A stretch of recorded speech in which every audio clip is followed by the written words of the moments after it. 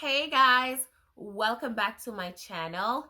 Today we are talking about dialectical behavioral therapy. We focus on the wise mind. So yes guys, if that is something you are interested in listening to or watching, go ahead and stick around. We are going to talk about being mindful of the three states of mind that DBT talks about. So yes, guys, welcome back to my channel.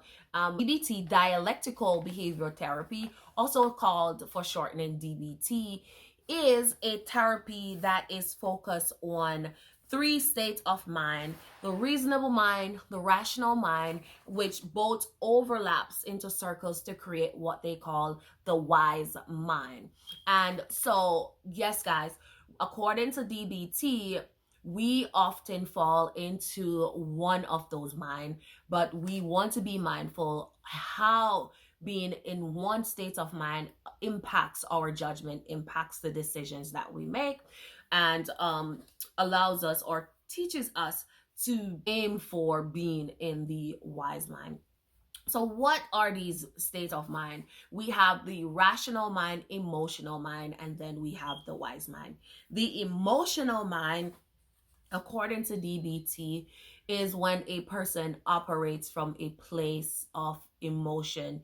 Their feelings are the driving force of their decision. So their decisions when they're in an emotional state can be coming from a place of hurt, a place of anger, a place of stress, a place of fear.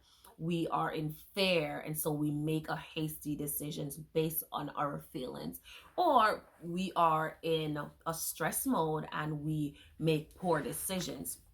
And so what the emotional mind does is it is centered around feelings. It is centered around impulsivity. It is also centered around poor decision making, or not necessarily poor decision making, but decisions aren't geared towards long-term success. They are short-lived. They're in the moment, indecisiveness, and as a result, that may impact you negatively or on the short-term side, where you will have to make a different decision down the line. So the rational mind, on the other side, is when a person makes decision from a logical standpoint. They're very calculated. There is no emotions involved. They're not taking any time to think about how they may feel about the decision. It is calculated on the risk. It's calculated on data. It's calculated on statistic. It is research, planning, goal oriented. It's well structured decision. There is no room for feelings. There's no room for emotions when you are operating from a rational standpoint. And so another reason too is that we often use our past experiences to make logical decisions when we're operating from a rational standpoint. Now, what DBT preaches is that one wants to aim to be operating from a wise mind, which is a balance. And this is where the wise mind is the equilibrium of our self, of our well-being. We make a decision based on the logics of it, but also accepting and recognizing our feelings. How will this impact us? How will we feel about this? So it's taking into consideration the data, the research, the logistics of it, as well as the feeling, as well as the emotions that's behind it. And so we want to aim to be in a state of balance. We want to have exercise intuitive thinking. We want to be making arrangements in balance, but living mindfully and accepting and owning up our emotions.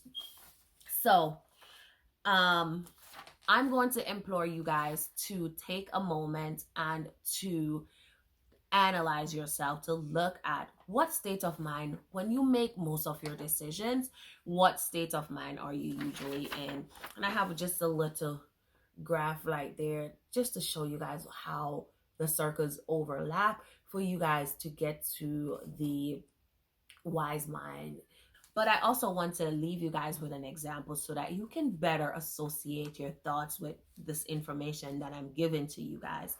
And this example was taken from therapistaid.com. So I am giving credit to therapistaid.com for this example. This is not my doing.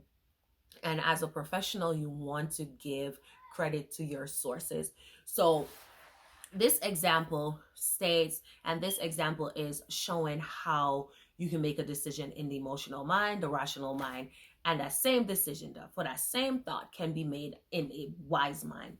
So you stop at a gas station looking for a snack while you are feeling really stressed. So if you're feeling really stressed, you're usually in an emotional mind. You're in an emotional state.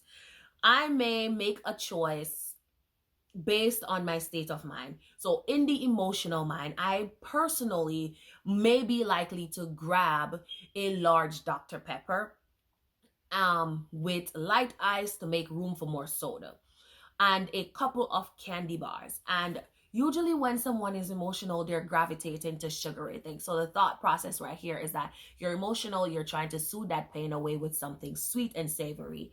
However, if you were to make that same stop at that same gas station in the rational state of mind, you may be saying to yourself, no, you're lecturing yourself that no, it is very important for you to remain healthy. Listen, you are 8,181 steps today. Don't ruin that. Do not get any sodas. No sodas have a lot of carbs, a lot of sugar. It's not going to do you any good. No, don't get that candy. No, let's get something more healthy. So that's what the rational mind is doing. The rational mind is looking at facts.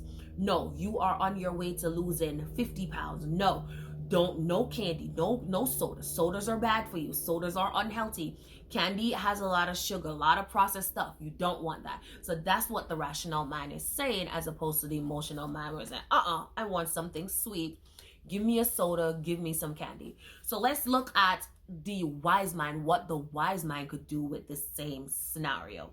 The wise mind may say, you know what? I may probably choose a bottle of iced tea. Iced tea is not that full of sugar. It's still not that healthy, but it's not that bad. So let's choose a bottle of iced tea and a small pack of beef jerky. Still relatively healthy, but also an item that I can enjoy the taste. So the wise mind comes in and the wise mind says, okay, I'm going to acknowledge that you are emotional right now. You do want something sweet, but I'm also going to take into consideration the goals from the rational state of mind. Your goal is to stay healthy, to refrain from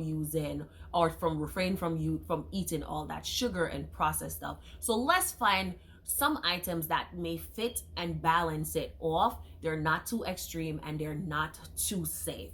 So that's what the state of mind, the wise mind, does. It helps us to be balanced in our thought process, in our decision making, and in the choices that we make.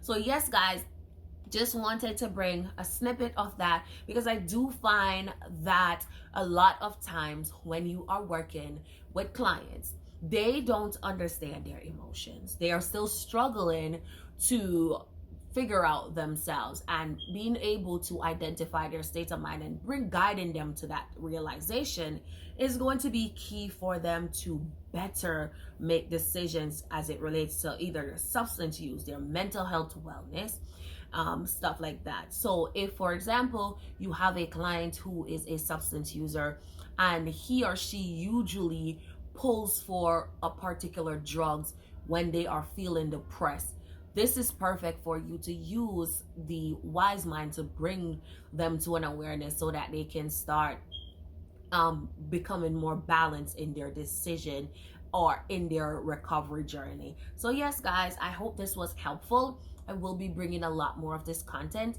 and I'm happy to have you over here.